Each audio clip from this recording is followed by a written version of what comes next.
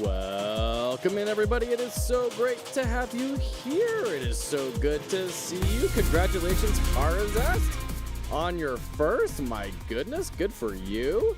Hope you're all doing well. Welcome in. It's great to have you here. We're going to be checking out Strik-9 today. This is the demo update for Strik-9. You'll be able to find the game at the link down below. I'll pin this over on Twitch as well. If you don't remember, this is a game we've covered before, which is a rhythm game. It's a bullet hell. It's got some roguelite elements in it. Really enjoyed it last time. I was, reviewing this, and not really reviewing it, but previewing it. Reviewing not in the sense of giving it a score, but reviewing in the sense of taking a look at the ganderization that tends to happen over on this channel. It was really good. I've played a lot of rhythm games, but not any rhythm action games. I totally missed Crypt of the Necrodancer and that whole thing. So, it's all a little bit above my head. I'm not super involved in the genre, so it was fun to kind of dip my toes into that. We talked about how the game has a fantastic aesthetic. The action and the music work really well together. The custom-built music is super big for really instilling a sense of oneness, right? It's something that is very difficult to accomplish without having that custom music, right? It fits the genre, it fits what the mood that they're trying to encompass. It also allows them to do a lot of fun things with pacing and everything. I remember one concern I had was it bills itself as a roguelite, but there's like no in-run progression. It's just kind of you make your build beforehand and then you go into a run. So that was a little bit strange for me. I'm curious to see if that model is still there. I know there's a lot more meta progression brought into your friends and a lot more talent trees and stuff, so curious to look at all that. Looks like they've kept this wonderful menu screen. Hey, Incredible! Good to see you, friend. How are you doing? Welcome in. And with you, friend. Good to see you. Good to see you. Hope you're doing well. And there's Mike. Hello. Mike is one of the developers for Strik-9. Welcome in. It's so great to have you here. Thank you for reaching out to us. Cheers, and for joining us for the stream. So as we were saying, still featuring the same fantastic menu. I don't think there's a whole lot to change here. Fantastic chroming with the background. The beat mimicking the speaker. Very clever with growing the background. We also talked how it is, interestingly, the text, they chose not to enlarge and shrink that, but instead are bumping it up and down. I'm kind of curious what the theory is there. I don't totally understand, other than just, it would be more movement instead of having everything scale up and down. Maybe it felt weird. Maybe scaling it up just felt odd. I don't know. Curious. Love the logo. Fits right in on this sort of background. Once again, the only thing that I feel is a little bit strange is the menu text, just because it's so aerial, right? It's just so kind of modern compared to the rest of it, but for the most part, works wonderfully. The tooltips are good. Let's go ahead and dive in. Okay, I got a message. Strik-9, this demo of Strik-9 is a pre-release build and may contain bugs, unfinished content, and features that could change. Progress may not carry over to the final game. All right. Oh, yeah. Super epilepsy warning. This game is not a game you want to play if you tend towards seizure. I've got a brother-in-law who has seizures. Would not recommend watching this for anyone of that persuasion. All right. So we got...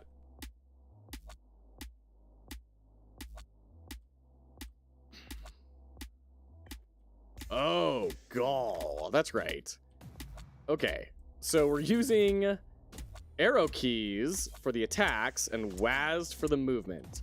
So you can see we've got our arrows that come in, giving us the beat here, and then the arrows coming in, giving us the beat down here. I really liked that. What's the game about? I guess I'll find out soon. Yeah, this is a rhythm action roguelite. So think kind of Crypt of the Necrodancer-ish. where you are a mouse trying to murderize a bunch of rats. I don't really know the plot. Maybe we'll find that out here. We talked before about how crucial having both of those on the top and bottom are. Because there are definitely times in this game where it just gets... I mean, you can see, like... And this is pretty small potatoes as far as visual noise gets in this game, if our last playthrough is to be remembered. So at times you just lose sight of everything.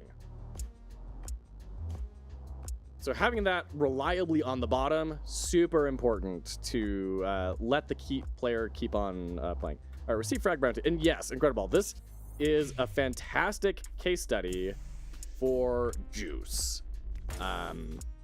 Also, it's worth noting that there are a good amount of advanced options: screen shake, VFX distortions, hitmap on here. You know, all these things to modify the play experience. Deeply appreciate that. Hey, Blades, good to see you. Welcome in. So, you know, if you're not into all that juice, you can turn it off. If you need some assist, go for it. I love this. Goodness gracious. There are a lot of games that I would love to play more of, but I don't want to put myself through slamming my head against that difficulty wall. So, love having stuff like that there. Okay.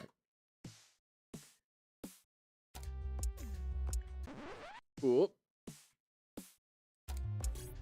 Gosh. Okay.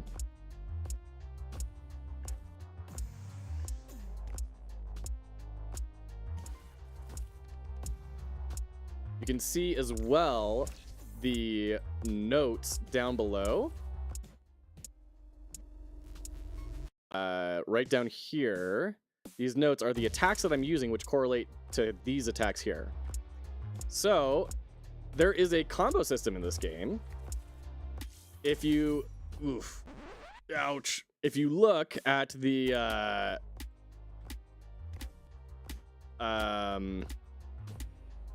right where my mouse cursor is, goodness. You'll see that there's like a little hint for what is like the next step in whatever possible combo you're doing. All right, Void Rift creates a rift that pulls enemies in a wide radius towards a point in front of you. Cooldown 6 beats. So if we do pink and then purple, so down then up, check that out, right? So you can start to see with stuff like that, okay, you're going to start making builds, you're going to start chaining effects together to create something really cool. Okay. Brittany, Uncanny Ancient Prototype, rebuilt by Proco. Automatically repeats its attacks when switching to a different weapon. Hit it, baby, once more. Scales with melee sequence spears. I love having the scaling methods called out here. A lot of the times, games can make that very ambiguous. So anything we can do to give the player more information, very helpful. And then as well, I love the way that they've treated them like pills, like tags. It introduces some nice color, and which, thanks to their color theory, does not overwhelm the player, does not feel messy or anything. It just feels nicely present, and it kind of juices up the screen a little bit. I don't know what these two diamonds are for, but we can buy it or go back. I mean, surely I start with a weapon, right? Yes, okay. Automatically repeats its attacks when switching to a different weapon. Switching to a different weapon? You can switch to different weapons now? So these are our different combos we can get. That's great. And then we have our specific loadout. Modify weapon. Okay, so each of these is... excuse me. Each of these is a different weapon. Great. Oh, and then the diamonds are how many combos you can, like, equip into it? Okay, cool. Well, let's go ahead and get some more combos then. We've got limited funds to start off with, 300. Toss damaging flying saucers that whirl around the battlefield. Also, what is this pose? Hardy, you need to calm it down in the background there. This shopping experience should not be what it seems to be for you. Okay. Number of flying saucers flung is increased by the sum of your health and shield. Cool. So all of a sudden we want to boost up our health and shield. We get stat bonuses to piercing. Great. Scales with pierce and agile. Rad. Pointed pirouette. Twirl while firing piercing shots. Great. And then quick draw. Your next 3 uses of charged tagged weapons do not need to be primed. The effect is forfeited if not used within 9 beats. So there are certain weapons, I guess, that do require charging. I believe it's bottom. Yeah, you can see, like, I need to hit it twice in order to shoot the pink one. Is it the same for purple? No, just pink. Okay. What was that mouse? Oh, I'm glad someone agrees with me, Endo. Good to see you, friend. Hope you're doing well. Thank you for coming to hang out. So that would be cool to throw this on here, right? Where all of a sudden we have this where we get to just blast this heavy attack without needing to charge it up. Love it. Okay. I'm not gonna lie, I kind of want space to be like the select button here, but instead it's R, which we haven't had to use elsewhere. I'm trying to remember. I don't think so.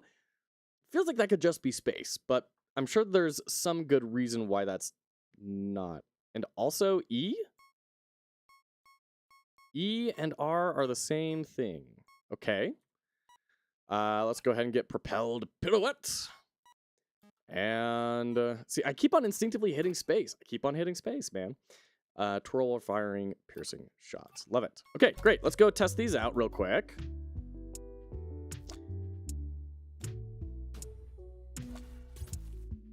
Okay. There's quick shot, and then we just blast, blast, blast. Void Rift. Okay, there's the magnet. Whoa. We're blasting. There we go. Once again, not recommending this game for anyone with photosensitivity of any sort. Kinetic clap. All right, so just a big AoE. Love it. And there's the pirouette.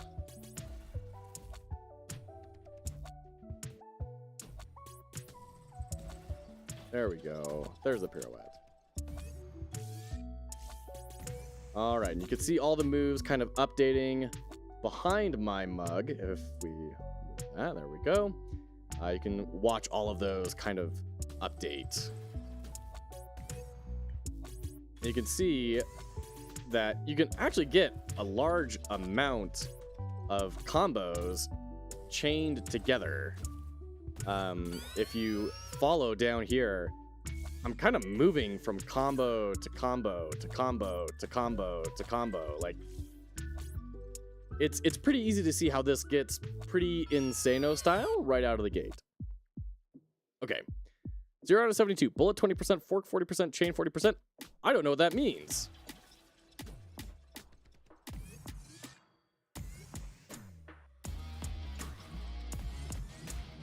We will rock you.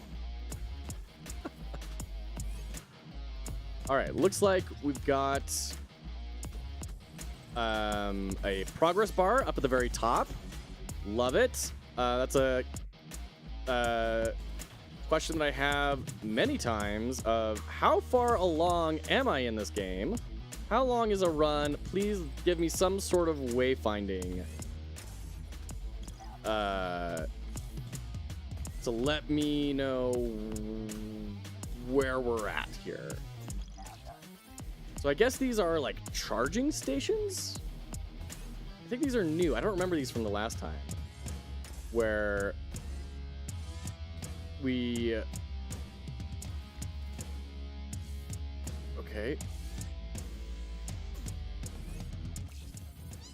Ouch. Oh, we got the rave. That's super mode.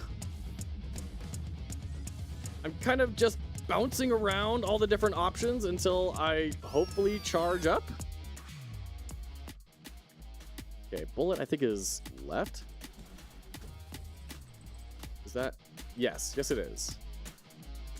Is the 40% like proc chance? Like it needs 59 charges and a bullet ability activation has a 40% chance to give a proc, so it's kind of trying to incentivize you to use other types of skills. If so, interesting. I like the concept. It's kind of a lot to try and process all at the same time.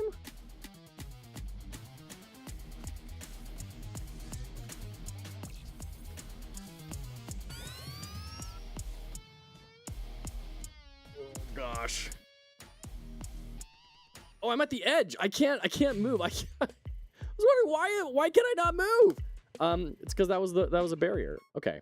How hard is it to hit the combos and follow what's going on the screen? Pretty dang hard. A lot of the time, this is, like I've said before, I think this is a really great opportunity for eye tracking software, because most of the time I'm looking at this bottom bar and I'm kind of like flicking my eyes up to see if anything is about to slam into me and pile it out of the way. But most of the time I'm trying to follow the combo meter. You got the "We Will Rock You" reference. You got how scaling works. Plus 40% bullet means bullet tag skills have a 40% chance to fire one more bullet when used.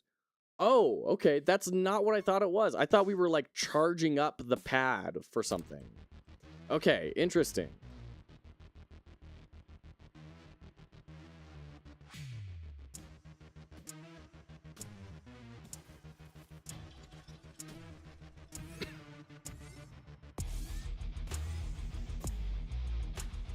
So this is a bullet skill has 30% extra chance of shooting an extra bullet when I'm standing in here.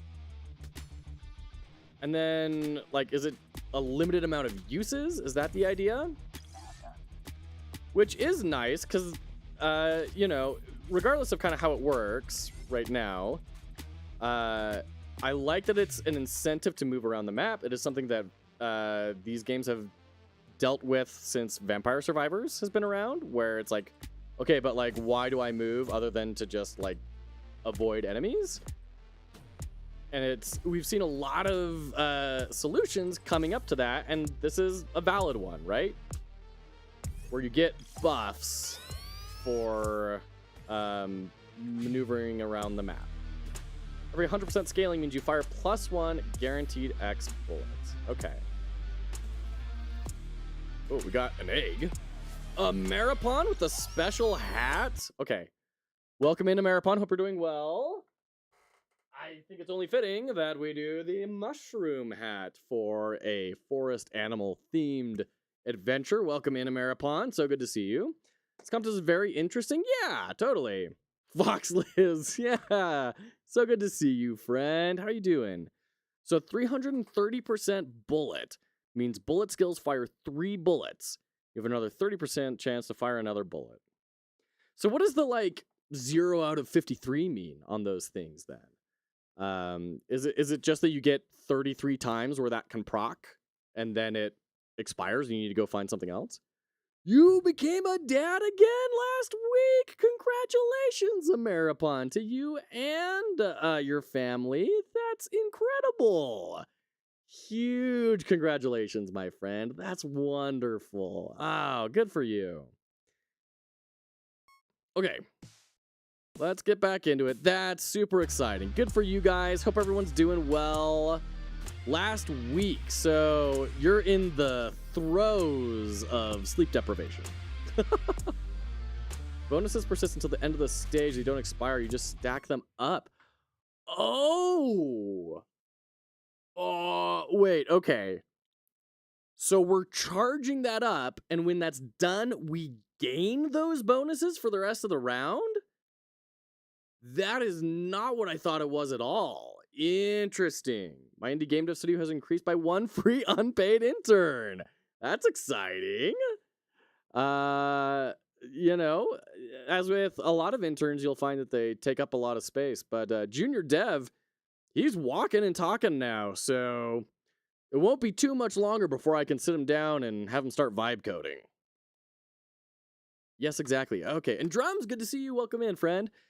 Okay, so how do I charge up the pads then? Is it like things that die while I'm like things that I kill while I'm inside the radius? I'm so confused. Uh Interested in seeing this game with only 10% of the juice? Well, there are some advanced options here. We could turn off screen shake, turn off VFX distortions, turn off all this stuff, and turn off the CRT shader effect. And let's try it again.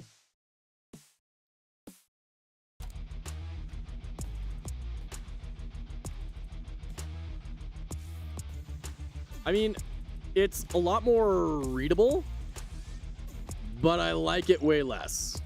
I understand other people are not fans of fun, and they would turn off screen shake and everything on every single game they possibly can. But to them, I would say, who hurt you? And why do you hate joy?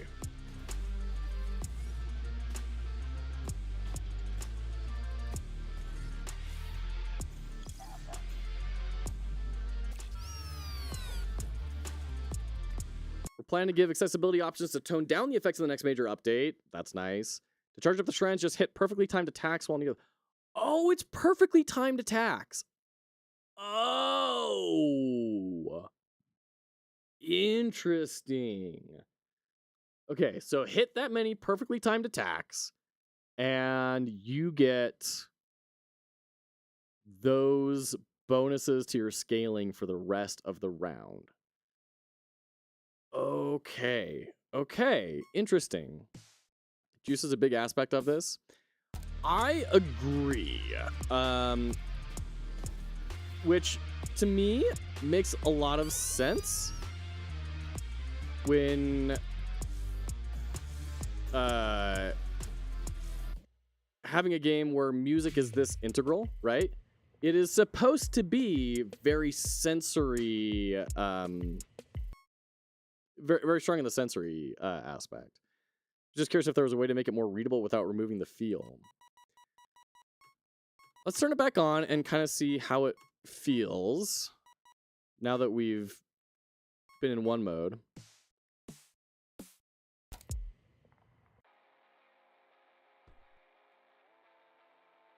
It's a little hard because we don't get any beats to start off with. Ah, it feels so much better.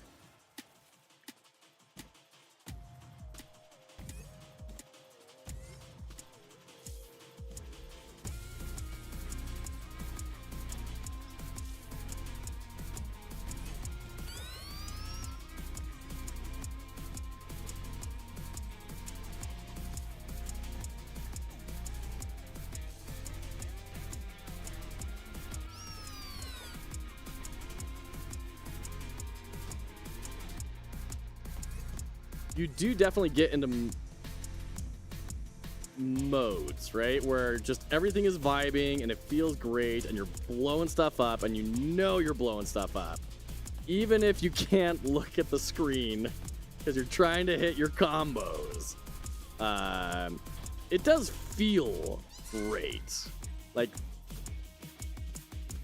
one benefit of the loadout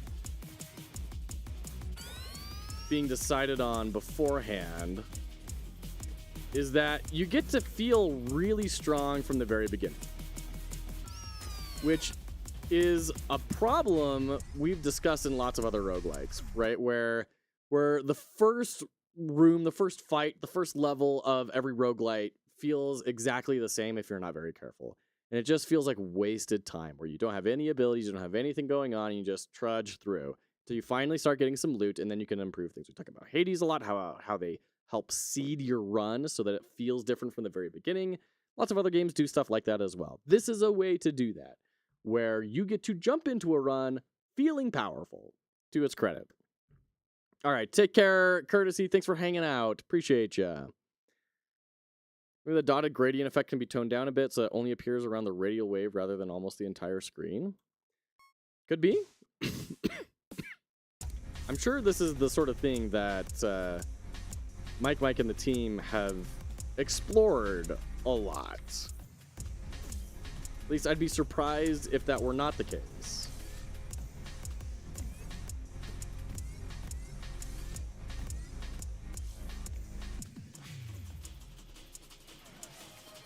Oh, incredible with the hat swap. Okay.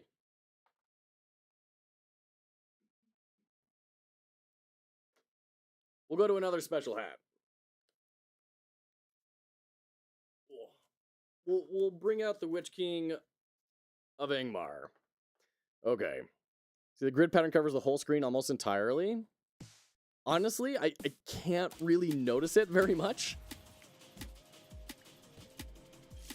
Let me see if I can, like, be looking at the screen when that triggers next.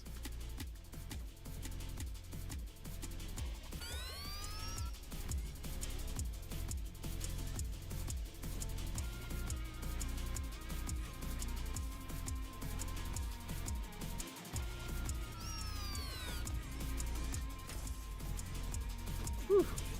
That's scary.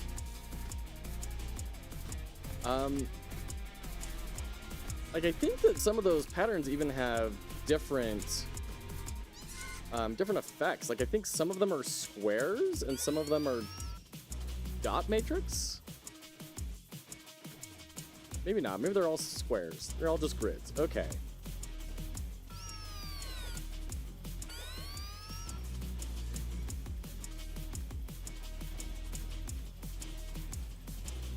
Yeah, it definitely. Oh, stage complete. All right. It focuses in. It does drive in really hard, and I'm wondering if the color is correlating to like a combo type. Maybe feels hot there. It does. It does. The Witch King of Angmar is not the most comfortable of hats though. Yeah, I don't totally know the information it's conveying to the player, if there is anything other than just, look, you're doing well. It could be that it's about the combos, and that would be interesting. But I haven't noticed anything like that. Maybe those of you who are observing instead of playing can notice. Each crew has their own skill tree. So we got our jukebox here. Oh, this is not a jukebox. Jumbo gives score based on your streak when you attack perfectly, but quadruples the penalty of missing a beat. Whenever you increase your streak multiplier, Jumbo triggers Cheer, dealing damage to the same number of enemies. Wow. So if you're at like a 99 streak, you're dealing damage to 99 enemies on the screen? Jiminy Christmas. All right, I gotta take my glasses off if I'm putting this thing on. This is a brutal one. There we go. It's a slick UI. It's very clever. We have this sort of constellation-y sort of tree. It looks like we have things that are not yet unlocked and things that are unlocked, which swap hats incredible. Oh goodness. Oh, there we go. All right. Does feel like the UI from a different game, though I wouldn't guess it was the same game. I think the rats kind of connect it for me. The style of them is pretty consistent. Now, the covers are clearly like being done in different styles to call to mind other bands and everything. But what I'm curious about is when I open this and I think skill tree, I think this is going to like grow as I unlock things. But this is pretty small surface area, and we see things that are probably not yet unlocked, which makes me think this is the entirety of the skill tree, which is like, oh, that's pretty small, which is a bit of a bummer. It's a bit less of a skill tree and more of a meta progression upgrade system, which I know is kind of splitting hairs. But when you say skill tree, it kind of promises certain things, which may not want to get promised. There's not like I don't think I'm going to be making any choices in these skill trees other than what do I upgrade first. And I'm not going to be like, do I want to be a skeleton necromancer? Or do I want to be a corpse explosion necromancer, right? Like, we're not going to be facing those kinds of decisions here. So that skill trees word might be a little bit problematic on people's first impressions. Guess what I'm trying to together is the record shop and the floor of background of the level. I don't see any connection. I can see that. I mean, we're in a cave, right? And now, okay, access more stages. Okay, so we have to go here. Love that we have some extra stages. This is great. Are these like difficulty levels? And what are these guys? Do I get to like pick these? No, can't do anything. Okay. Great. I guess we gotta kind of keep moving on the tutorial here. DA moves can be modified, right? We've talked about that. Great. Locked ones are just nodes that require prerequisite nodes or be significantly more nodes by V1. Okay, great. Yeah, and that's what I assumed, is that these are like, you have to buy What's the Plan boss before you can get mallet drum beats, right? That the UI you've set up here makes that pretty darn clear. The red text, the gray bubbles. You know, it's not the prettiest representation, but it's functional, and it wouldn't surprise me if you've got some more plans to kind of gussy it up a bit if you're going to also be adding more nodes. You're traveling from the rat's house somewhere, so this is inside of the rat's house? Well, I guess I assumed... Once again, this is where maybe having some more insight into the lore might be helpful. It looks to me like we're in a straight-up cave, and we're kind of have this, like, rebel aesthetic, like, robots, cyborg mice have taken over the world and we're fighting back? I don't totally know. Just Maiden. No metallics, just Maiden. And then one other thing is just that there's kind of a lot of these. It's hard to keep track. Okay, so we have 1, 2, 3, 4, 5 of them. It feels like way more than 5, which is cool. Also maybe a little bit overwhelming. I might almost recommend having dots down here to set, you know, like slides to show active states and everything. I know that might cheapen it a little bit, but it would give a better glance of, oh, this is how many there are. I don't know. That's probably low down the list of things that are worth our time. But let's go to Muff, because I think Muff hangs out with us pretty reliably. Slingshots a rock towards the enemy with the highest health. Projectiles fork on impact. Gains ammo randomly every 2 to 3 beats or when you hit perfects. So Muff's attacks fork one more time and also chain. I don't totally know what that means. I guess that means 1 bullet turns into 2 bullets, and then if they chain, those bullets can hit target A and then ricochet off to target B, is the guess there. Gives these benefits, which I would just assume we're going to get generally better at bullet, fork, and chain items. I wouldn't have assumed I would get more projectiles, necessarily. Okay, inherits your loadout's fork, bullet, and chain scaling. Whoa, okay. That sounds really cool. Did anyone here play Disfigure? I haven't heard of it, no. Muff has a 50% chance to not spend ammo and a 50% chance to gain 1 more ammo randomly. That's cool, but like if we get ammo back every perfect hit, I feel like we're hitting perfects a lot. Rapid fire barrage every 12 attacks sounds great. Let's go ahead and get that. So we have 1 out of 1 skill points remaining. This could maybe be condensed into some sort of UI element up here or up here to represent that, like a, you know, little icon and then 1, right? Instead of having this textual stuff down here, it's harder to translate, but also it's just kind of easy to miss. Thoughts? If this is the hub world and it's supposed to be the rat's base, that's in the record shop. Maybe even make the inside of the rat's house be inside a record player or inside the walls, and there's a broken record or 2 in the background, maybe some cobwebs or something so that you know the hub world is inside the record shop. Could be. Yeah. I mean, I don't think you're saying anything ridiculous there. Oh, we get a skill point for every... Okay. We need a little badge here saying you have skill points you can spend on this character.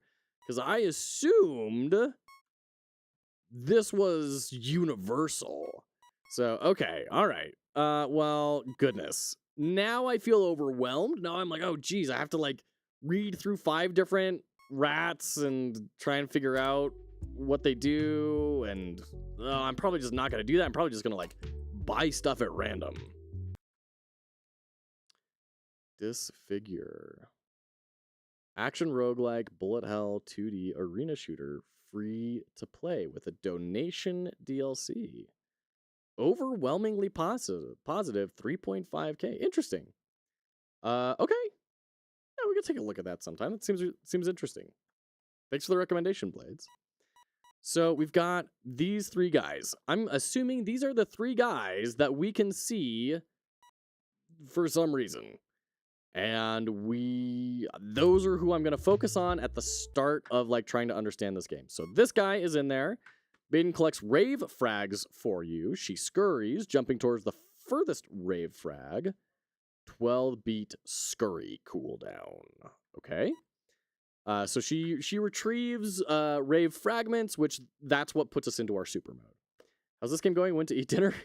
It's good. We're kind of exploring some of the new systems, and oh gosh, I love this art in the background. I don't care that it's kind of shamelessly stolen. I love it. At least I think it's shamelessly. Isn't that a reference? Isn't this a reference to some big cover or anime or something? It feels like Studio Ghibli or something almost, I want to say, but clearly I am not the one who's going to be catching most of the references in this game.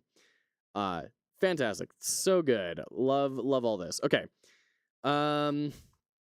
Pickup radius and move speed temporarily increases after scurrying or after you use a mobility weapon, which seems, once again, like we're cruising through these things. Like a lot. Give Studio Ghibli vibes. Yeah. You and Maiden have a 50% chance to fire 1 more frag shot when collecting rave frags. Cool. Proc chances increased by your pickup radius and move speed. Equip Maiden with an organic rave magnet that she uses when you use a utility weapon. Organic rave magnet forcefully rips out rave frags from nearby enemies. We become full-on OP Magneto. I have to do that. Okay. And then the last one was this guy, I think. Is that right? I don't recognize most of the art. Yeah, I don't either. Right, world map. Okay, construction hat and goggles. That's who we're looking for. Construction hat and goggles. I don't see construction hat and goggles. I guess I don't know who that is. Oh, this guy. He's missing the color. And I can see the eyes. So I didn't even... Okay, great. Sunny slams when surrounded. I think you got missing a space there. Up to 3 enemies hit by slam emit a small shockwave. Okay. Sunny slam is trampling. Slams that don't hit anything increase the radius of Sunny's next slam. That's cool and gives melee scaling. Sunny will now resonate with a random weapon on your loadout. Using the resonated weapon triggers a free slam and a shield. That sounds bonkers. Triggers Mega Slam after switching weapons 12 times. Sounds cool. I don't know what Mega Slam is. I'm assuming it's pretty mega. Sunny inherits your loadout's area. Trampling and melee scaling. Also grants 50. These, like, inherits your scaling thing, I'm assuming are, like, really strong, but you kind of need to get to that point first. Which we don't have a ton of stuff unlocked, so we'll just kind of go with this one. Feels really good at the front. Is this someone's game? Yeah, this is Mike in the chat. They're hanging out with us. This is the second time we've looked at this, actually. We took a look at the initial demo release, and this is a big update to the demo that we're checking out. Okay. Sure, let's go ahead and get more moves. We've unlocked some more weapons. Rad. For our loadout, let's at least equip something here. Unstable territory sounds great. Creates a field that makes you elusive. After 3 beats or when you leave the territory, the field explodes, damaging nearby enemies. Okay.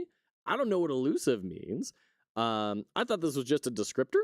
It looks like it's more than a descriptor. So when it's being used in text, it might be nice to have like a color treatment on here. that matches the color of the pill, stuff like that to call out, yes, this is a keyword more than just a thing. I've seen that a couple of different places, that there are keywords mixed in with plain text, and if you don't know that that keyword is there, then you might not catch it.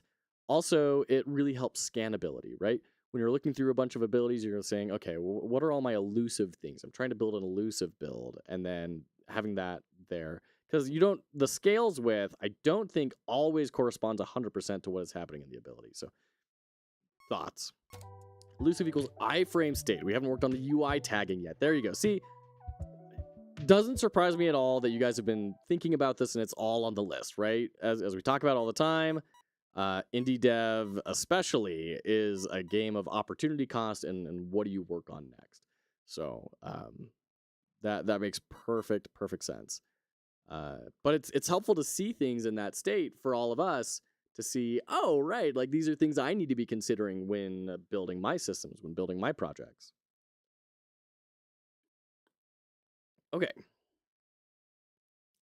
For the next 9 beats, attacks emit piercing bullets towards random enemies. Jeez. So a big problem I have here is I guess this is giving me health, and maybe I'm feeling pretty confident, and I'm gonna say, I don't need extra health. He said with a lot of nervousness. So let's try that. Until I feel like I have more tools, I don't know that I can really make a build as much as just kind of picking things that seem kind of neat. And then once I have a lot more tools to work with, I can start to see, oh, this is how these things can kind of fit together and work together. All right. Curious to see what... Excuse me. Looks like there is a hard mode and a normal mode. Rad. I don't know why I would do the hard mode. Other than it just being hard. I know roguelite aficionados love difficulty, to which I say, let us grown men with families and jobs play a game and be successful without having to memorize the entire wiki. But it's great that it's there for those who like it, and maybe there's like some other reason to pursue it. I love the hard difficulty. Yeah, you're one of those weirdos that's like good at stuff. Curious to see, curious to see what this new level brings us. Jeez, Blades. And that's one of the things I was looking at the reviews of that the other day. And a lot of people are saying that the difficulty is pretty hard. And that's hard for them. Okay, so select crew slot. Oh, now we can modify the crew. Now that we've picked a mission. Okay. Oh, and then we can swap them out. Okay. Rad. So we can pick any of the 5 that we want. Okay, cool. Well, let's just go with these guys. I've got upgrades for them. Let's go. Enter Thupper Tunnels. I feel like it would be nice to have a bit smoother a transition there. We're like hard cutting as soon as you go into that zone. And we're in the level, and just a small little transition effect would help a lot to kind of smooth over those cracks. They made it more difficulties, and I still haven't beaten a run of Gatekeepers. Okay. Bullet, fork, and chain scaling. Okay. I'm not gonna lie, those icons are so small. I kind of, like... I get nothing out of them. They're all the same color. They're tiny little shapes. This game demands way more attention actively. I do not have the time to like evaluate those icons. So the text is huge.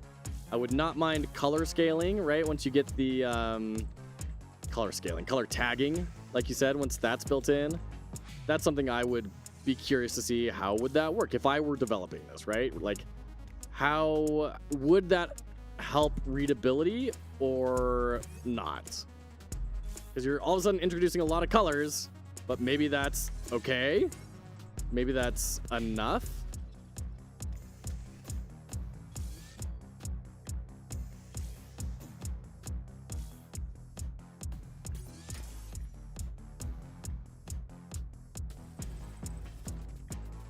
Yeah, like we're getting a million perfects. reloading on perfect seems crazy. I also don't know, like, what is the order that I get my buddies in? Do I get like one randomly? Do I receive more over the course of the round? If it's gradual, then golly, it requires so much attention. If it's gradual, then is it random, or does the order in which I select them on the previous screen matter?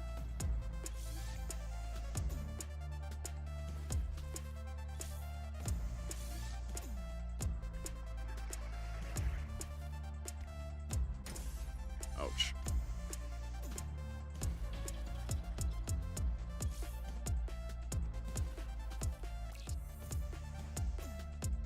The order of selection in the map is the same order of ally acquisition. Okay, that's probably something that, in my opinion, could stand to be called out in the UI there. You know, 1, 2, 3, or first, second, third, or something to kind of clarify, yeah, this is a... Your choices here matter heavily. Gosh. So explodey. Because I wouldn't really guess that without a lot of experimentation to see, okay, we'll try to put this guy in next. And then, as well, I understand on our progress bar, at the diamond, I got my next guy. I wouldn't mind some nice little, like, slide in of, hey, this guy joins the group or something. Just something really quick, let you keep playing while that goes in, just to kind of highlight that moment so it's not so awkward of, oh, they're here now. And this is something that I'm kind of seeing in the game overall is you guys are building out your base systems and you're really nailing down the core loop, and that's fantastic. And now there's some work to do on kind of like smoothing over the cracks in between each drywall sheet, right? You've got the structural down, and now it's time to start working on smoothing out the experience as a whole. I really like the art and graphics on this game. Yeah, totally.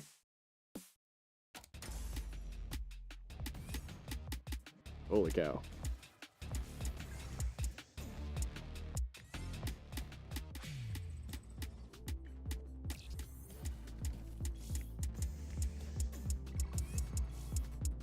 Gosh, it's so hard to try and hit combos and hit these really irregular beats.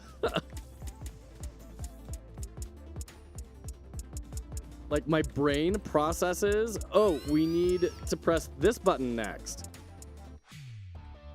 And then, like, just my fingers do not follow suit. Hey, get back here. Ouch. No, no. Oh, this is not good.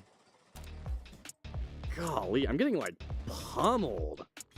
Just tossed around like a rag doll.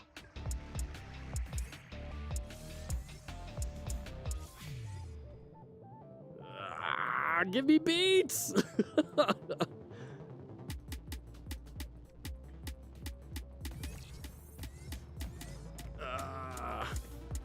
Oh, does it reset every time I leave? Oh, so dashes are like your worst nightmare in this. Holy cow. Okay, jeez, that was brutal.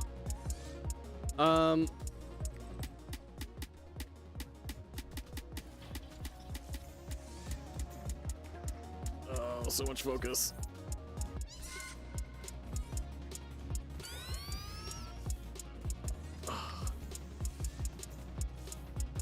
I'm not noticing a ton that's different in the level, other than maybe those big mech dudes. I don't think they were in the last level.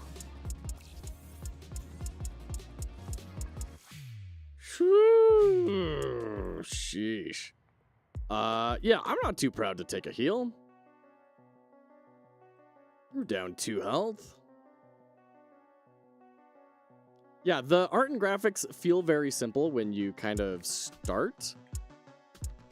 Especially like the character art and everything. And then the game starts, you know, and all the stuff starts happening on the screen and you're like, oh, okay.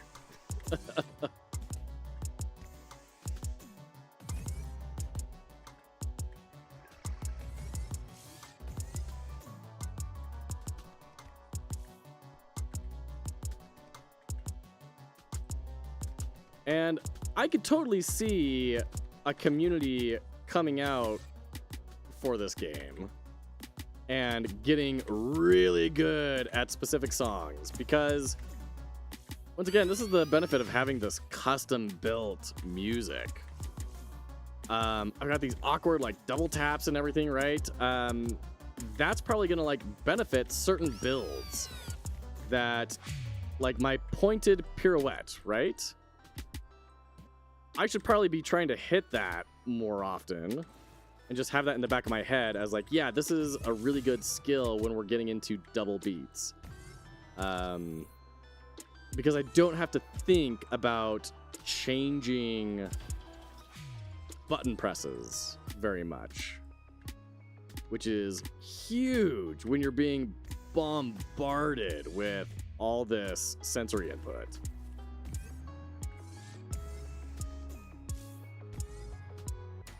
Ouch.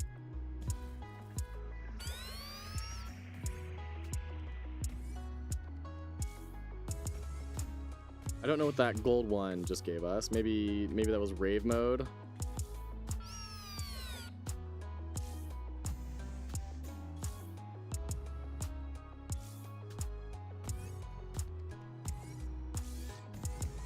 I'm assuming these arrows are going to lead me to a good place.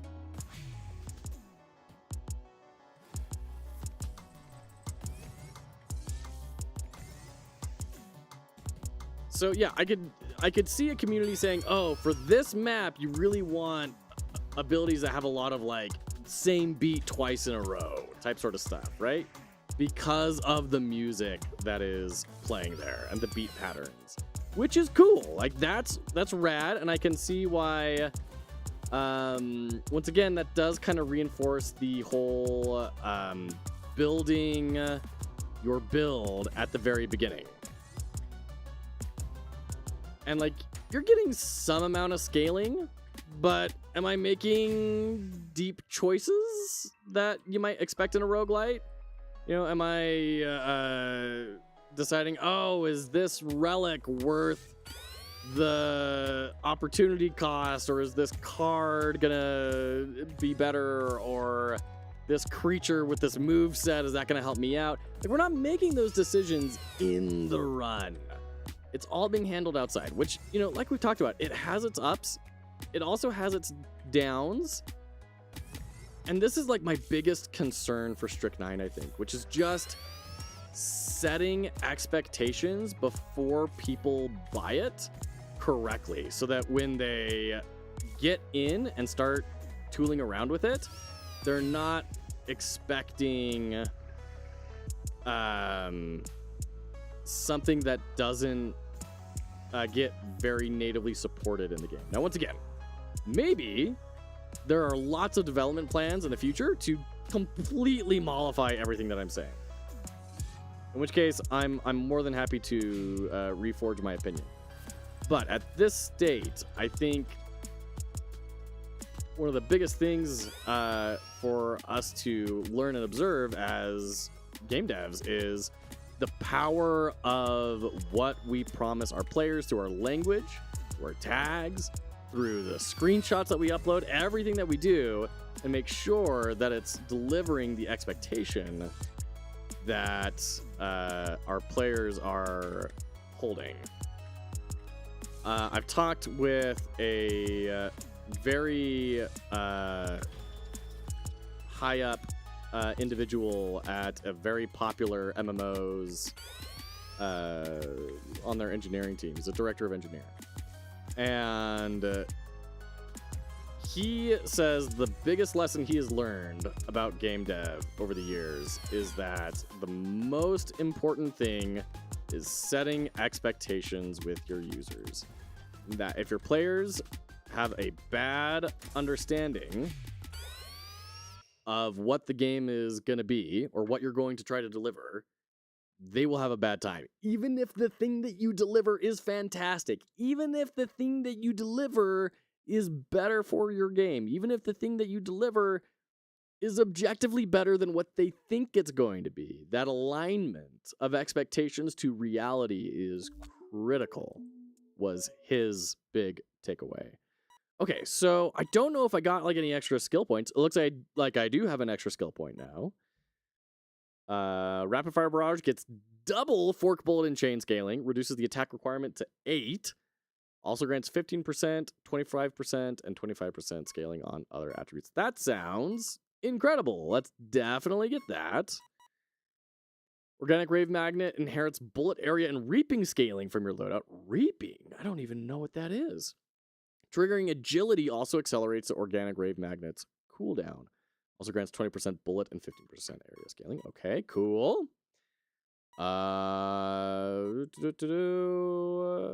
Sure, let's do Mega Slam. And then probably after we get Giga Slam, it would probably be good to get Boom.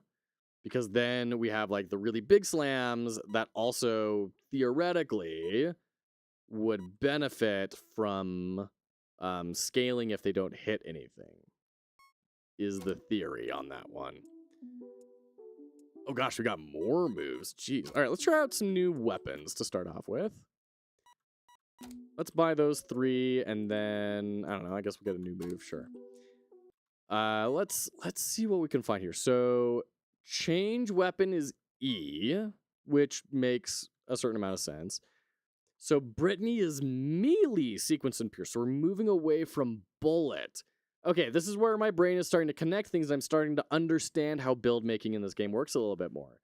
I assumed all of these things were going to be bullets, but no.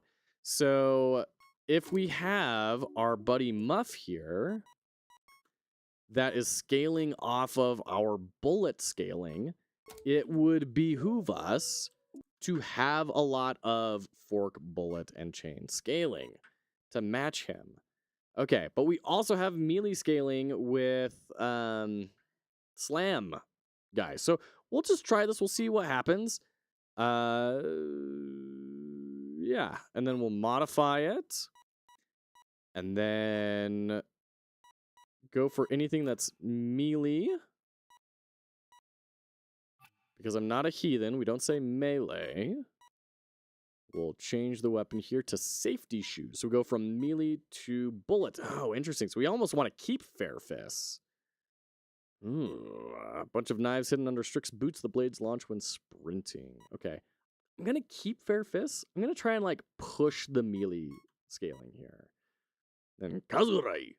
Massive katana made by an infamous artisan. Needs the momentum of a second swing to sheath properly. I don't understand how that would work. Precise timing causes it lighten. I think we're missing a 2 there. Precise timing causes it to lighten, allowing multiple strikes. You mind if I give this a swing, boss? Sunny, all right. Definitely want to modify that. I think we mentioned reaping, scaling, and trampling. Sure. Could also get trampling with kinetic clap. All right. Yeah, these still feel like tabs. They are tabs. I don't think you need these tabs. Like, yeah.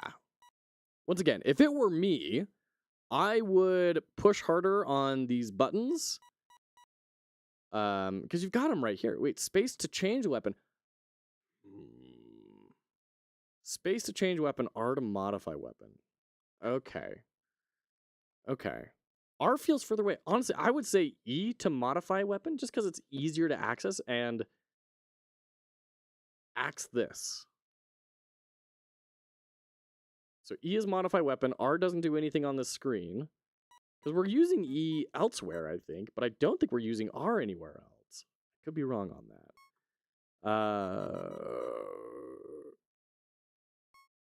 Yeah, and then get rid of these tabs. I don't think these tabs are doing you any favors. Like, they're implying this sort of sequential work. So, okay, so first off, it's like 3 different loadout screens or something, right? Which it's not. And then when you realize it's not, you start to realize, oh, this is like some sort of like progression through. But you can kind of go from step A to step C, or from step C to step B. Like, it's not necessarily a direct wizard sort of order. So in my opinion, this is just giving extra elements on the screen that are introducing unnecessary confusion and maintenance on the team. I don't think they do anything. Now, I wouldn't mind having the title change to be these when you're on that screen, but I don't think we need them always present in the form of tabs. My 2 cents. Okay. Great. So we did Thumper Tunnels. We can go ahead and move to Block Rats. Block Rats. Block R4T5. So we're just gonna go, like, take a dump on their houses. Hi. Oh, hi. Okay. So we got a big old sword. Jeez.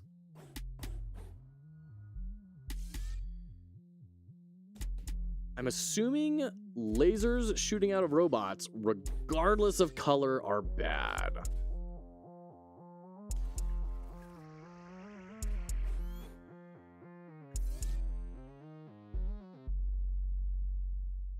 Give me more beats, please. I'd like the beats.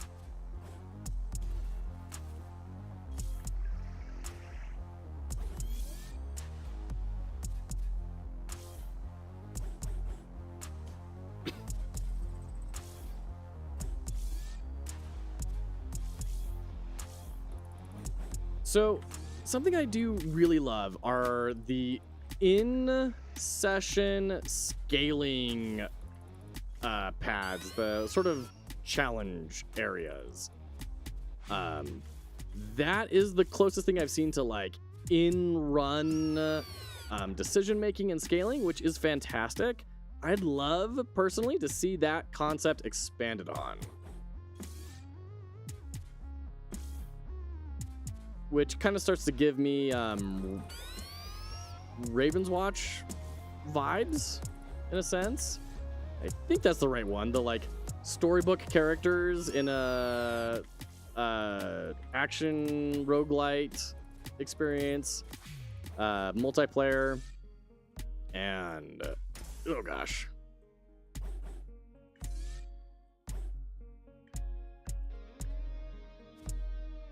There's like a big map that's a big part of the game where you decide where do we want to run to, what challenges do we think we can overcome, what scaling do we need, and you kind of plan your route to a certain degree as you go. And I think those scaling pads are like the seeds of something similar for Strik-9.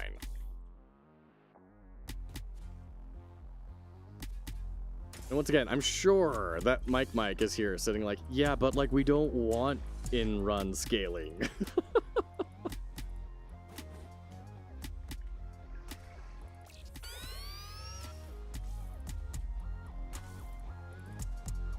All right, I understand it now.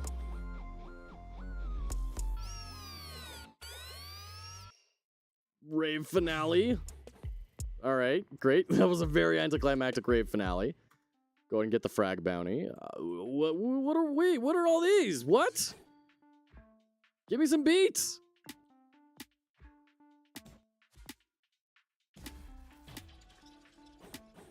Do I have to be near these ones? They're like flying all over the place. And I'm not seeing like a radius on them.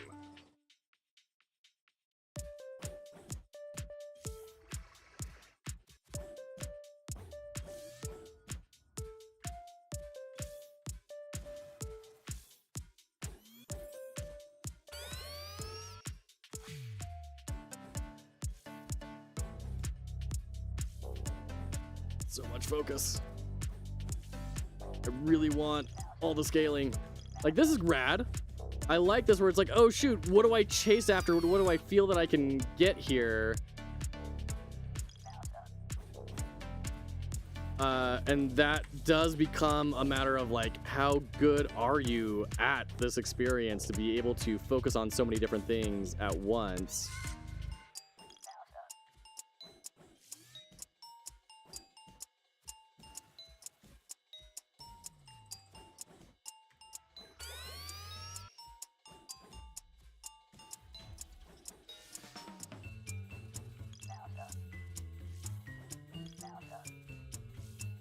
They don't go away when they're fully triggered. So now I have to look away from my combos and everything to find, like, okay, where's one with blue numbers?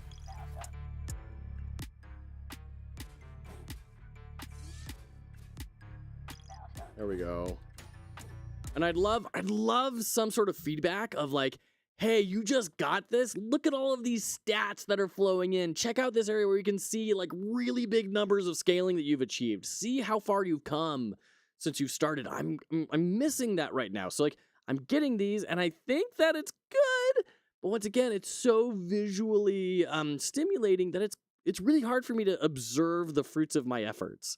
It's hard for me to see like, oh yeah, I totally get that we have like 400% extra scaling that we didn't have before because so much is happening. I don't have time to look at the screen. I'm not counting the bullets. A little thing like that would be helpful for me to be able to see, oh, look at the progress that I've made. Look how much I've grown since starting.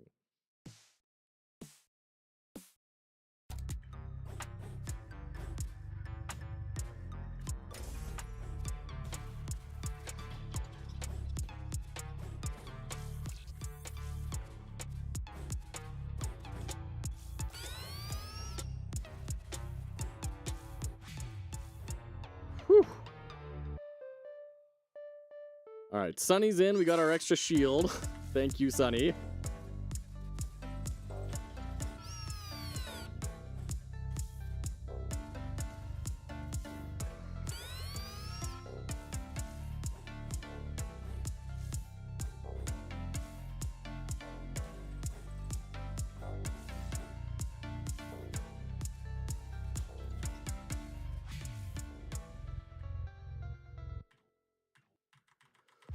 Whew, all right.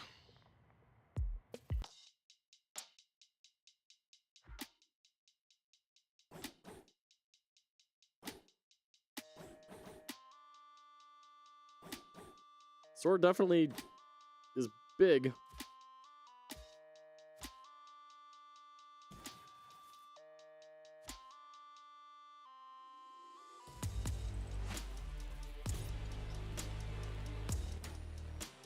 Ouch.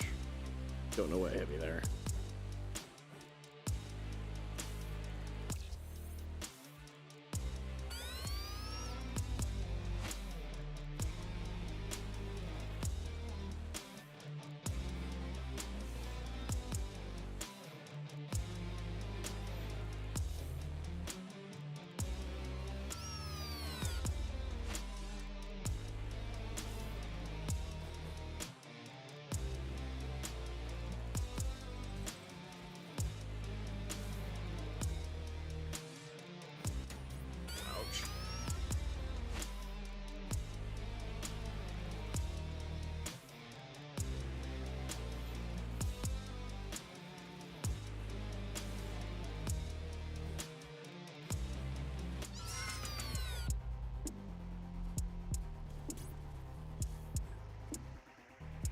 And I do like what you're doing with the level design, where even if I'm not getting art that looks very different, which is a thing, like going to different levels, I kind of would expect some sort of, even like a color palette swap. Once again, could be something that's slated for later. But the different hazards, like this is a very opinionated hazard, right? That is saying you are going to have a particular type of experience on this level.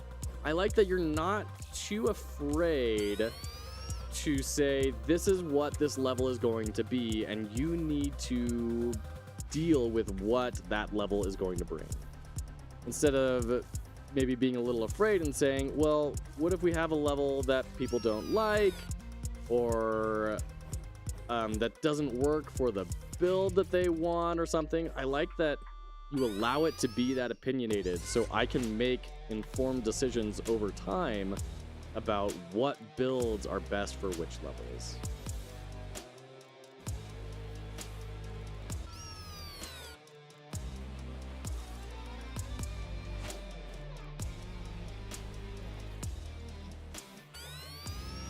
Like the dash skill, for example. If I could go back, I would try to find a different dash skill that does not launch me forward like a rocket. Because it's been a huge liability on this level. I have propelled myself into the laser beams quite a few times.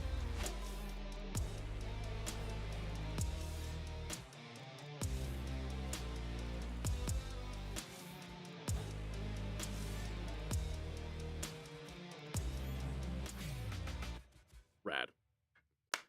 Cool. B+. Hey, that's the best score I've gotten so far. No boss on that one? Congratulations on finishing all 3 stages in normal mode. Hard mode is accessible on stages where you've graded at least a C. All right. So I would have expected, at the end of the map, some sort of big event. Once again, maybe that's just not built yet. I don't know. Let's go ahead and upgrade our skill points. Sure. Let's just kind of start grabbing stuff. I want to get Giga Slam. I didn't really notice Mega Slam, which is a bummer. Once again, it's hard to notice anything. Solid game. Yeah, 100%. I agree. And it presents a lot of really interesting design challenges that we don't get to talk about things like this very often.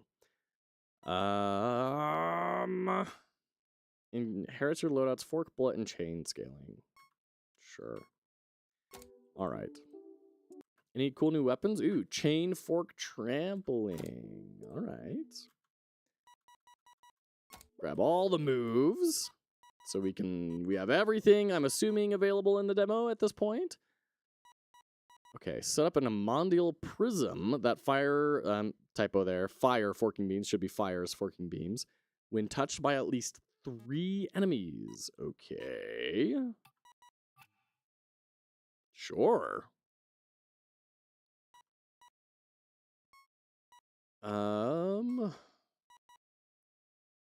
You know what? Let's change the weapon here because I want to see like what a different.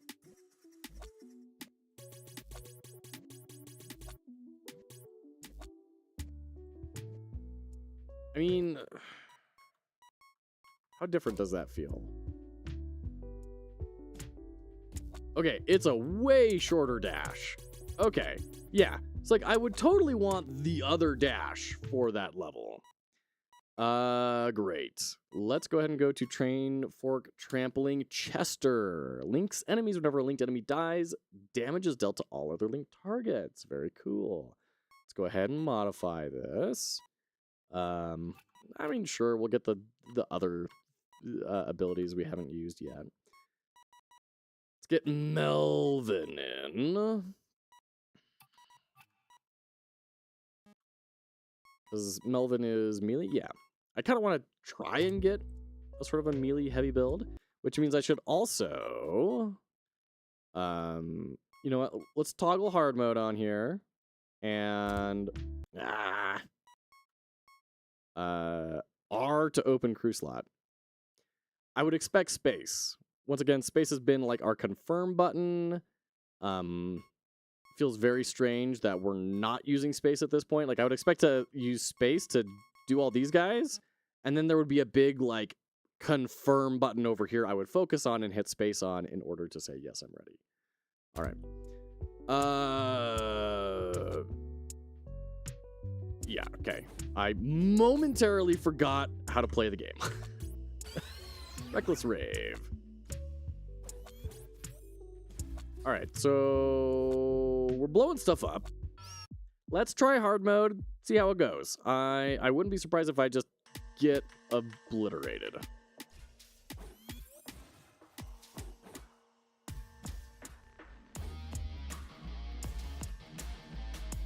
And it took me a while to realize these eggs are just rave super meter points.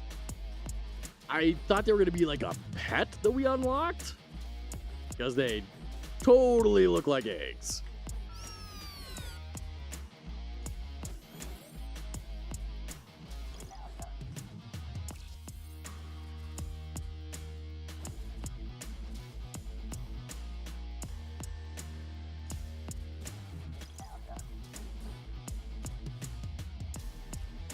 Yeah, like I didn't even get to see what cool effect I got from that pad, right? So, like, I understand I got some sort of buff, but I don't know what it is, and that, you know, doesn't feel as good as it could. Picking that up then. Once again, the transition points in the game.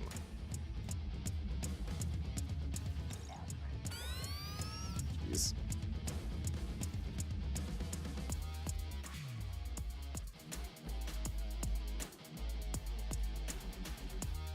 All right, I mean, hard mode is definitely seeming manageable, at least in the first level. I feel like I'm probably taking a lot more damage.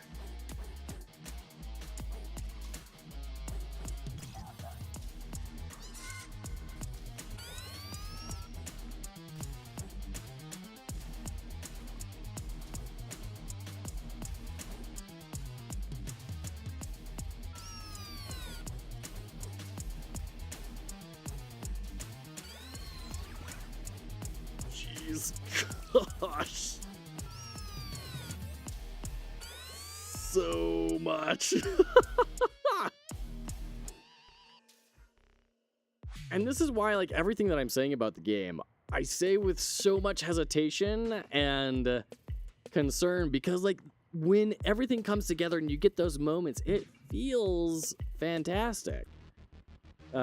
Genuinely, the emotional state when everything is going crazy and you're in that big rave mode and everything is incredible.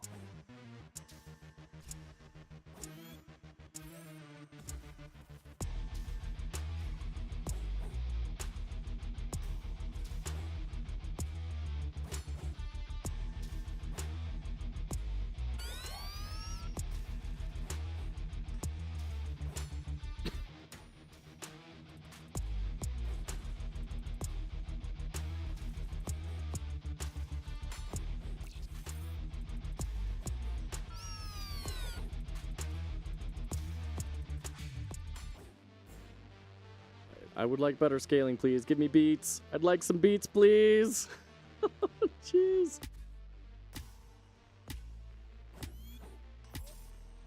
The starving you of beats is even more horrifying when you have one of these pads to try and charge up. Come on.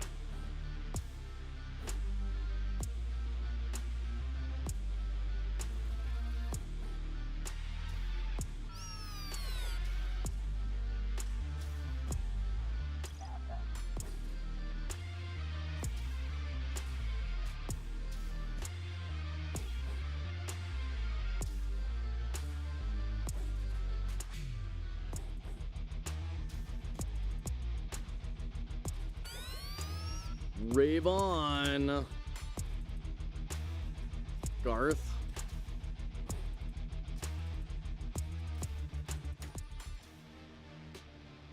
Oh, I'm one short. Come on, give me one more beat. Gosh.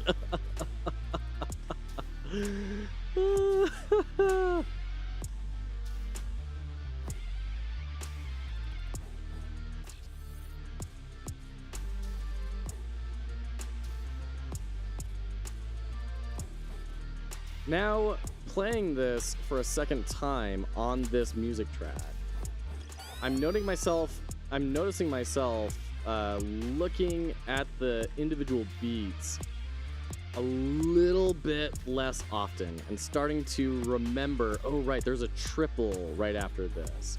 It's like, even if my eyes can't visually parse really enough about what's going on, it can say, like, I'm starting to get that muscle memory, right? No, the scaling pad is gone. No. Oh, I feel so bad. It was like a 12 out of 15. It was so close to a permanent stat boost. Oh, meanies.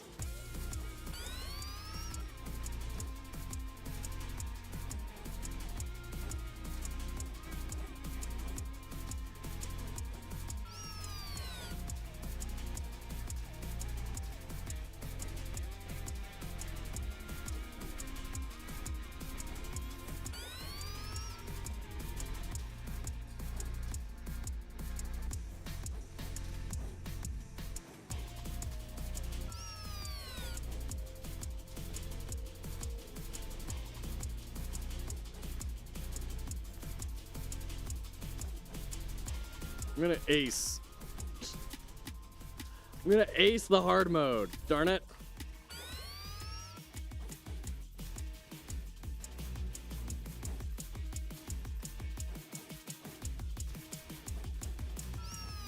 And really, these ideas of these rhythm roguelites are really interesting because they are engaging both sides of your brain, right? You're getting the left and the right, the music, the feel, the emotion, and the heavy analytics of stats and combos and patterns.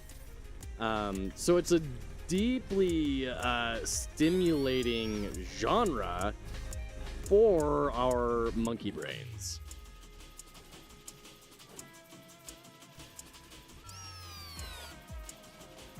There's something really compelling about that.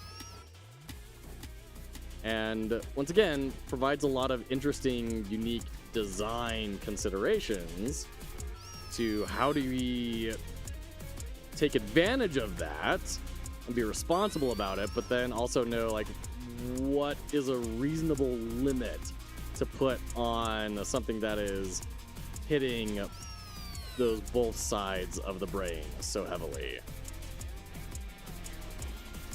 And how much is just get good.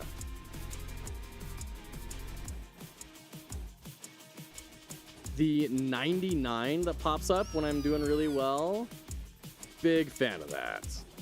That feels fantastic. That's like, yes, I am in, I'm locked in, I've got the beat.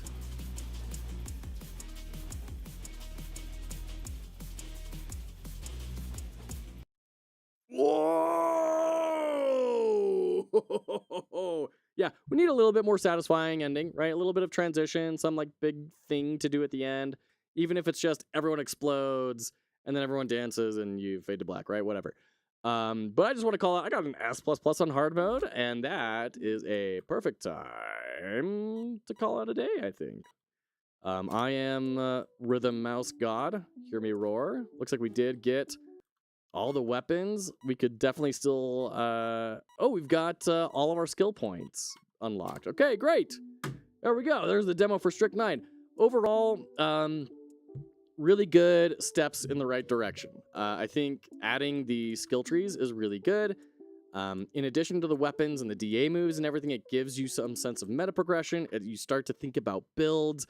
I like how that moment, right, when I was in here and I was like, okay, melee, not bullet. Oh my gosh, okay, that's guiding me towards like a specific type of companion, and I'm starting to see this is how builds start to fit together. That was a great moment. I think if we can keep on hitting all that sort of stuff, it's gonna be fantastic. Why is melee? Oh, it's just what is applying to that. Okay, I was wondering why it was green. Got it. Yeah, Mike, thank you so much for reaching out. This was a great time. Thank you for letting us take another look as a community at Strik-9 and have a good time. The world map, I don't really know exactly what this is other than different songs, I guess, and maybe different enemy types. feel like a little bit more could be done there to differentiate. I'm sure there's a ton of plans in the works for that. But it promises to me a sense of narrative. It promises to me a sense of adventure and of progression and a real sense of I am going to accomplish something, which I'm a big fan of.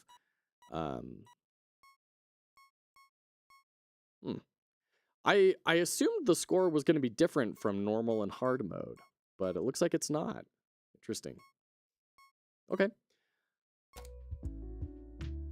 Some UI little things. We talked about the tabs and everything. Buttons being a little bit strange. I'm curious. Q. Buy da moves. Q. I bought all the moves. I can modify moves? What do you mean I can modify moves? What? What? Then you what is all this? Okay, we need to find a better way to call this all out. This is like Path of Exile item crafting. Holy cow. So re-roll and then you pick which one? Oh, I like that. I like the holding in, the jiggle. Nice. That's great. Yeah, this is a big deal. This is like a big part of the game that I didn't know existed. Okay. Oh my goodness. Honestly, I would brainstorming here, right? Random brainstorming. I'm sure you have your own thoughts about how to improve things, and like anything I suggest, it's really just thoughts and ideas that we can all contribute to as a community and just get ideas for how to do things like this in the future. In my opinion, this should all be one list. There should be a clear visual difference between moves you have not bought yet and moves you have.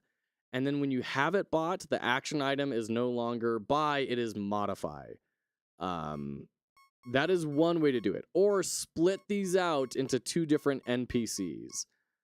Because this is hiding hardcore over here. I would be really interested to see what your analytics say about how many people are going in here and mucking about with this. I would bet it's not a lot, but I could be dead wrong, and that would be fascinating for me to learn. Really cool. I love that. I can't get over how much more that needs to be called out, because that is such a big, not only is that huge stat bonuses, you get that across 4 different weapons all of a sudden, huge stat bonuses, but also a major amount of build making is going to happen there. Mull over the UI UX for the next major update. Thanks for pointing those out. Well, they're just thoughts. I'm sure, once again, you'll have much better thoughts. But really cool. Really cool. All right. That's the update for Strik-9. Oh, A+. Hey, I'm number 6. Look at that. Mr. Halverson, I too can sense my rhythm. In junior high band class, I am good at things. Look at that. Look at that. Oh, man. Rad. Okay. Cool. That is that. Mike, is there anything else you were wanting thoughts or feedback on? Happy to dive into anything specifically. But otherwise, that is Strik-9 as it currently stands. Go check out the game page. Once again, here is the link. My goodness. What a great time. I'm really excited to see what this continues to evolve into. Really great steps have been taken in this update, and I think there's going to be a lot more moving forward, which is promising. That tells me like, ooh, this is going to be like a game.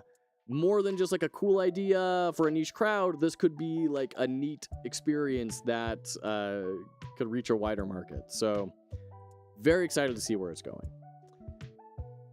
All right. That being said, thank you very much for hanging out. It has been a great time. Let's check out our hat hair for the night. Yeah, we got a little bit of like Pepe Le Pew sort of thing, just like that old 40s, 30s, like slicked hair. Yummy. All right. Take care, folks. Thanks for hanging out. We'll see you in the Discord. We'll see you next week for the next stream. Best of luck going through the next 7 days.